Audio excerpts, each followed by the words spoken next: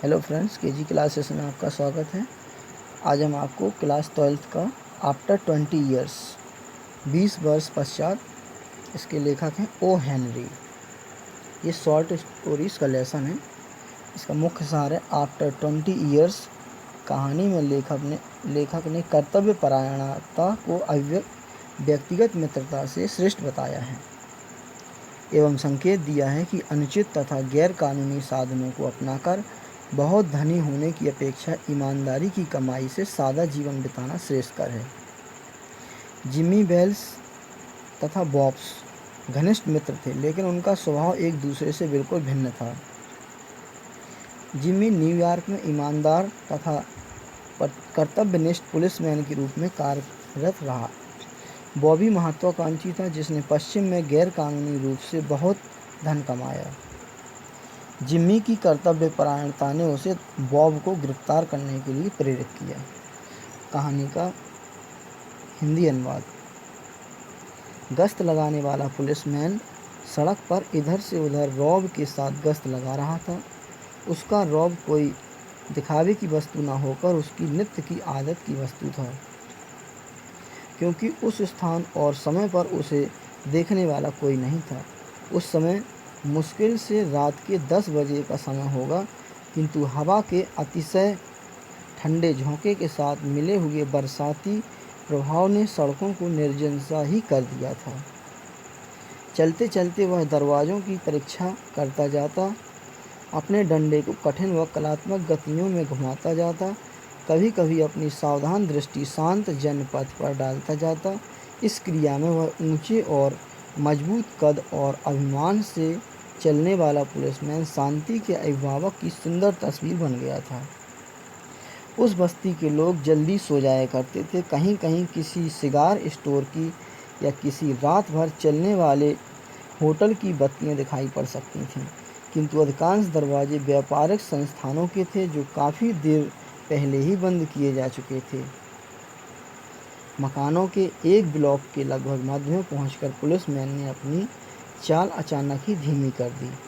Hardware की दुकान के अंधेरे रास्ते में एक आदमी अपने मुंह में बिना जला हुआ सिगार दबाए झुका हुआ खड़ा था। जैसे ही यह पुलिसमैन उसके पास तक पहुंचा, वह आदमी जल्दी से बोल उठा। कोई बात नहीं है ऑफिसर, उसने विश्वास दिलाते हुए कहा। मैं तो बस एक मित्र की प्रतीक्षा कर रहा हूँ। यह बात 20 वर्ष पूर्व तय हुई थी। आपको कुछ हास्यास्पद लगी होगी है ना? अच्छा, तो यदि आप मेरी बात की सच्चाई जानना चाहते हो तो मैं आपको स्पष्ट कर दूंगा। बात कुछ ऐसी है कि बहुत पहले इसे स्टोर वाले स्थान पर रेस्तरां हुआ करता था, जिसका नाम था ब्रिग जो ब्रैडीज रेस्तरां। 5 वर्ष पहले तक यह रेस्तरां यहाँ था, पुलिसमैन ने कहा। फिर वह रेस्तरां तोड़ दिया गया। रास्ते में खड़े हुए आदमी ने एक दिया सलाई जलाई और उससे अपना सिगार सुलगाया। दिया सलाई की रोशनी में दिखाई दिया एक पीला सा चौड़े जबड़े वाला चेहरा, तेज चुभती हुई आंखें तथा उस चेहरे पर उसकी दाहिनी भौं के ऊपर घाव का एक छोटा सा सफ़ेद दाग था। उसके स्कार्फ की पिन में अनोखे ढंग से जड़ा हुआ एक बड़ा सा हीरा था। 20 वर्ष पहले की रात में उस आदमी ने कहा, बिग जो ब्रैडीज रेस्तरां में मैंने अपने पहले प्यारे मित्र और दुनिया के सबसे अच्छे व्यक्ति जिमी वेल्स के साथ खाना खाया था। उसका और मेरा यही न्यूयॉर्क में ठीक 2 भाइयों की भांति साथ साथ लालन पालन हुआ था। मैं 18 वर्ष का था और जिमी 20 का। अगली सुबह मुझे पश्चिम में अपना भाग बनाने के लिए जाना था। आप जिम्मी को न्यूयॉर्क से बाहर किसी प्रकार भी नहीं निकाल सकते थे। वह सोचा करता था कि यह न्यूयॉर्क शहर पृथ्वी पर एक ही सबसे आलीशान स्थान है। तो उस रात हमने तय किया कि उस तारीख व समय से ठीक 20 वर्ष बाद हम इसी जगह फिर मिलेंगे, चाहे हमारे सामने कैसी परिस्थितियां हों या हमें कितनी भी दूर जाना पड़े। हमने हिसाब लगाया था कि 20 वर्षों में हम में से प्रत्येक चाहे कुछ भी बने अपना अपना भाग बना चुका होगा तथा अपना अपना धन भी अर्जित कर चुका होगा। यह तो बहुत दिलचस्प बात मालूम पर होती है, पुलिसमैन ने कहा। मुझे तो लगता है कि इन दोनों मुलाकातों के मध्य बहुत लंबा समय खिंच गया है। उस मुलाकात के बाद से क्या तुम्हें अपने मित्र से कोई समाचार नहीं मिला? हाँ, कुछ समय तक तो हम पत्र व्यवहार करते रहे, दूसरे ने कहा, लेकिन 1-2 साल बाद हमारा संपर्क टूट गया। आप तो जानते ही हैं कि पश्चिम एक बहुत व्यस्त स्थान है और मुझे वहाँ अत्यंत व्यस्त रहकर काफ़ी संघर्ष करना पड़ा। लेकिन मैं जानता हूँ कि यदि जिम्मी जिंदा है तो वह मुझे वहाँ पर अवश्य मिलेगा, क्योंकि वह हमेशा इस दुनिया में मेरा सबसे सच्चा और सबसे पक्का पुराना दोस्त है। वह कभी अपने वचन को भूलेगा नहीं। मैं स्वयं 1000 मील से इस दरवाजे में खड़े होने के लिए आया हूँ, और यदि मेरा पुराना मित्र आ जाता है तो मेरा आना वसूल हो जाएगा। प्रतीक्षा करने वाले मनुष्य ने एक खूबसूरत घड़ी निकाली, जिसके ढक्कन में छोटे छोटे हीरे जड़े हुए थे। 10 बजने में 3 मिनट हैं, उसने घोषणा की। जब हम यहाँ रेस्तरां के दरवाजे पर विदा हुए थे तो ठीक 10 बजे थे। पश्चिम में खूब कमाई की है ना? तुम भले ही शर्त लगा लो, यदि जिम्मी ने मेरी तुलना में आधी भी कमाई की हो। वह दिल का अच्छा आदमी होते हुए भी सुस्त किस्म का आदमी था। मुझे कुछ अत्यंत तीक्ष्ण बुद्धिमान लोगों के साथ प्रतिस्पर्धा में आना पड़ा था।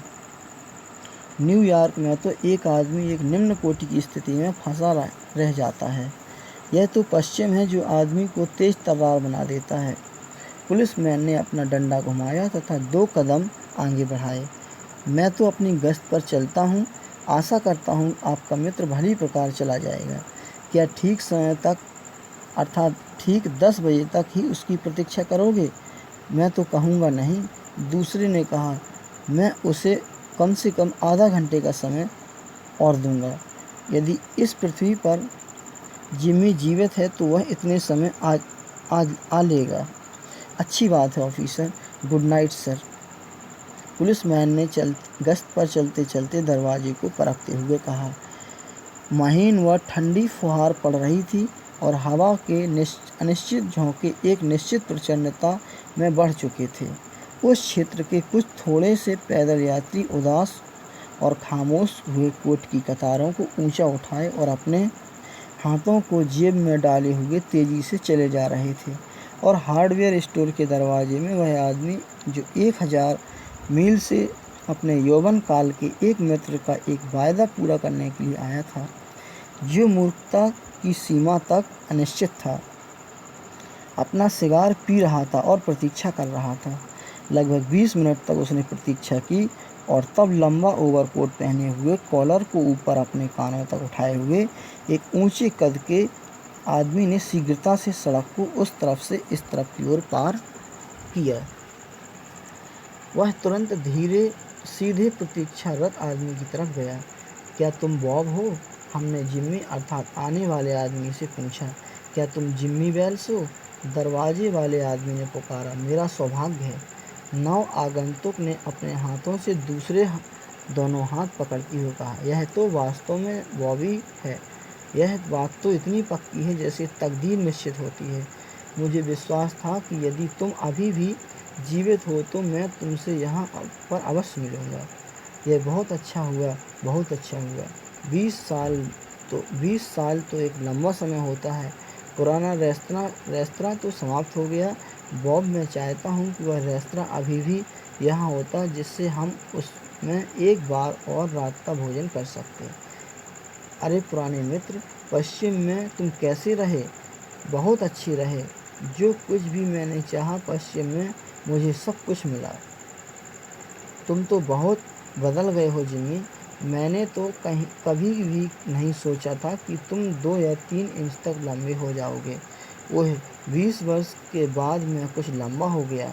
न्यूयॉर्क में काम धंधा ठीक चल रहा है जिम्मी? साधारण चल रहा है। मैं एक दुकान में अच्छे पद पर हूँ। आओ बॉब, हम लोग एक ऐसी जगह पर घूमने जाएंगे जिससे मैं जानता हूँ और पुराने समय के बारे में अच्छी अच्छी लंबी बातें करेंगे। हम दोनों आदमी एक दूसरे के हाथ में हाथ डालकर सड़क पर चल दिए। पश्चिम से आने वाले व्यक्ति, जिसकी सफलता ने उसके अहंकार को बढ़ा दिया था, ने अपनी आजीविका के इतिहास का वर्णन शुरू कर दिया। दूसरा व्यक्ति, जो अपने ओवरकोट में घुसा हुआ था, दिलचस्पी से सुनता जा रहा था। एक कोने में बिजली की रोशनी से जगमगाता हुआ दवाइयों का एक स्टोर था। जब वे इस जगमगाहट में आए तो दोनों एक दूसरे के चेहरे देखने के साथ एक साथ मुड़े। पश्चिम से आया आदमी एकाएक रुक गया और उसने उस दूसरे व्यक्ति का हाथ छोड़ दिया। तुम तो जिम्मी वेल्स नहीं हो, उसने तेजी से कहा। 20 वर्ष का बहुत लंबा समय होता है, परंतु इतना लंबा समय नहीं कि आदमी की सुंदर नुकीली नाक बदलकर एक भद्दी चपटी नाक का रूप धारण कर ले। इतना लंबा समय तो कभी कभी भले आदमी तक को खराब आदमी में बदल देता है, ऊंचे लंबे आदमी ने कहा।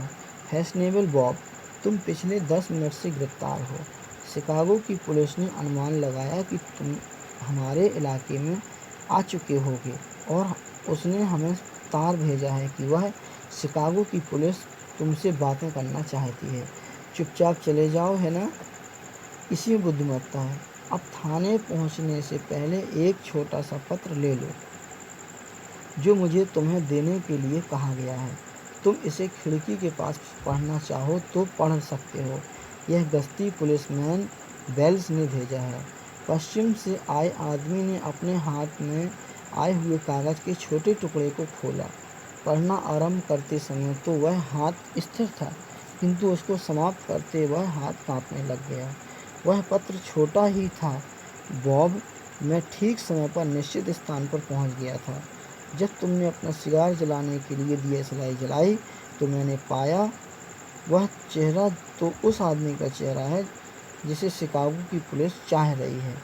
कुछ भी होना, मैं इस काम को स्वयं नहीं कर सका, इसलिए मैं गश्त पर चला गया और इस काम के लिए सादा वस्त्रधारी सिपाही उपलब्ध कर दिया। थैंक्स।